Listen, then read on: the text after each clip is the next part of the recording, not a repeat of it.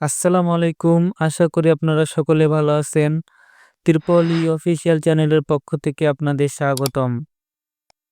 আজকের এই ভিডিওতে আমরা খুব সহজে এই এলইডি বাল্বগুলো মেরামত করব।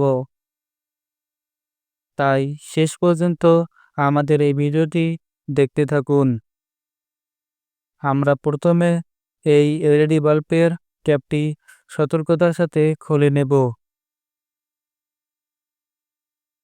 আমরা এলইডি বাল্বের ক্যাপটি খুলে নিলাম এবং দেখতে হবে এলইডি লাইটের কোনো এলইডি নষ্ট হয়েছে কিনা।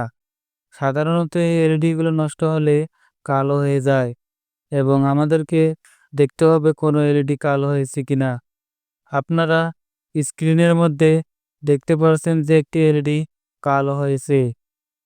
এই এলইডিটি কালো হওয়ার কারণে বাকি এলইডি বাতিগুলো আর জ্বলছে না, কারণ এই সার্কিটের মধ্যে যে সকল বাতি ব্যবহার করা হয়েছে সকল বাতি সিরিজে সংযুক্ত। তাই একটি বাতি নষ্ট হওয়ার কারণে বাকি বাতিগুলো জ্বলবে না। আমরা যেহেতু নষ্ট বাতিটি খুঁজে পেয়েছি, তাই আমরা এখন সেই নষ্ট বাতিটি তুলে ফেলব। আপনারা দেখতে পাচ্ছেন আমি খুব সহজেই বাতিটি তুলে ফেললাম। এখন সেই জায়গাটি শর্ট করে দেওয়ার জন্য আমাদের যা যা উপাদান প্রয়োজন সেগুলো হলো রজন এবং রাং। উত্তপ্ত সোল্ডারিং আয়রনের মাধ্যমে রজন এবং রাং দুটি মিশ্রিত করে এলইডি বাল্বটির জায়গাটি শর্ট করে দিতে পারি। আপনারা দেখতে থাকুন আমি কিভাবে শর্ট করে দিচ্ছি। আপনারাও এভাবে শর্ট করে দিবেন, তাহলে কাজ শেষ। এখন আমরা এই এলইডি বাল্বের ক্যাপটি সুন্দরভাবে লাগাই নেব।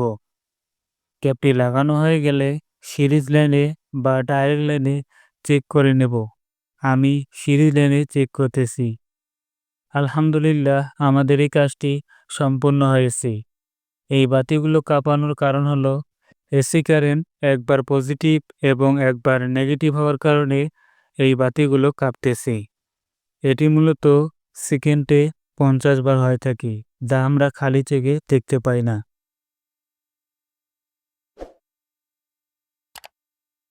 পরবর্তী ভিডিওতে আমরা এলইডি লাইট সম্পর্কে বিস্তারিত জানব ইনশাআল্লাহ।